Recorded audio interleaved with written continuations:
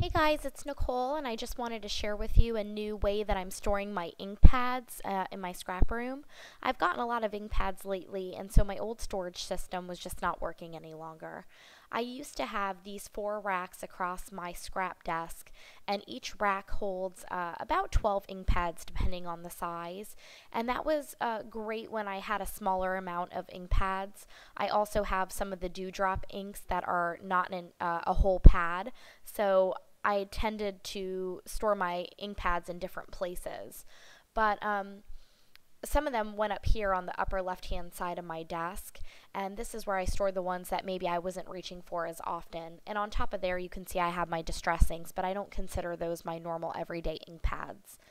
So these racks are from Hobby Lobby. They were $9.99 each. I typically used a 40% coupon.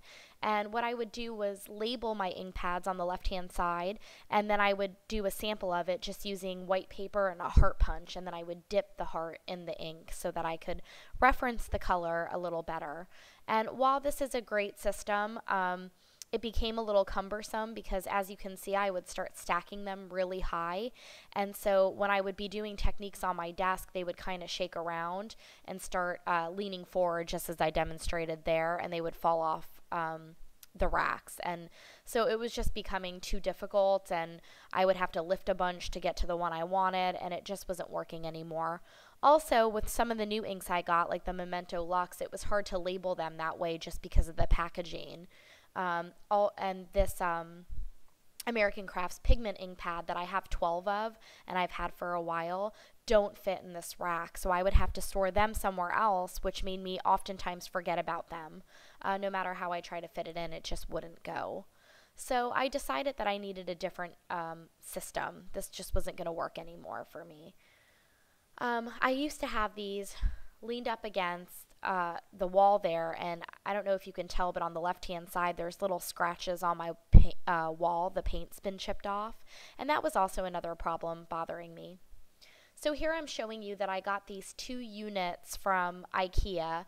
They're the Helms roller units. They are $39 a piece.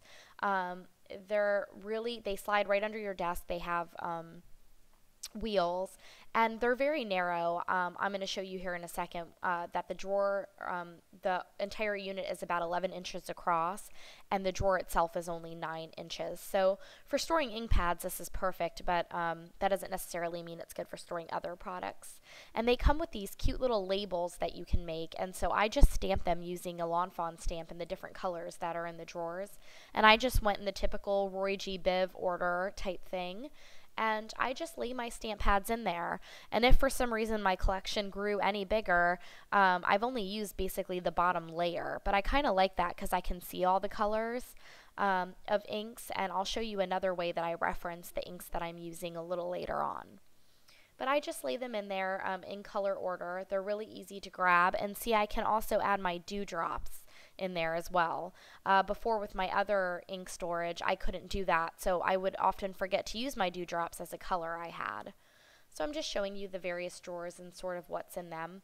And I love that this slides. This unit is 27 inches on the wheels, and my desk is 27 and a half, so it fits perfectly. And I'm showing you here that the drawers, all you do is bend up the sides to make them.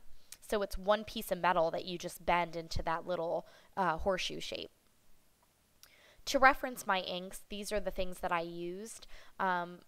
I made this little system here, and it's kind of a play off of Jennifer Maguire Ink did her, I forget what she called it, but it was a way that she used coin envelopes or clear coin sheets, kind of like these, to do her inks. And I didn't have any of those, and I didn't want to buy new stuff for this project, so these are business card holders that I had from Office Depot. And then I just used one of my stamps from MFT to make these little reference sheets, and I did each page by color, so you can see those are the only yellows I have, so I have room to grow for one more. And then I kind of get into the pinks and purples. Her system, Jennifer Maguire Inks, she has a way that you can download or upload, excuse me, the printables for this. If you have, let's say, all the Hero Arts colors and you want to print them and cut them out, you can do that on her site. I didn't do it that way. I just used my typewriter and I typed all the names of my inks, and then I cut them out into these little strips and put them on. But I really like it. It also gave me an idea of if I had inks that were drying out or needed refills because they weren't stamping very well. This gave me a good reference for what I needed to get rid of, what I was using, and what was kind of going bad. And again, I just did it in color, so there are my grays. And this just hangs by that little ring on the side of one of my IKEA units next to my desk. Hope you guys enjoyed.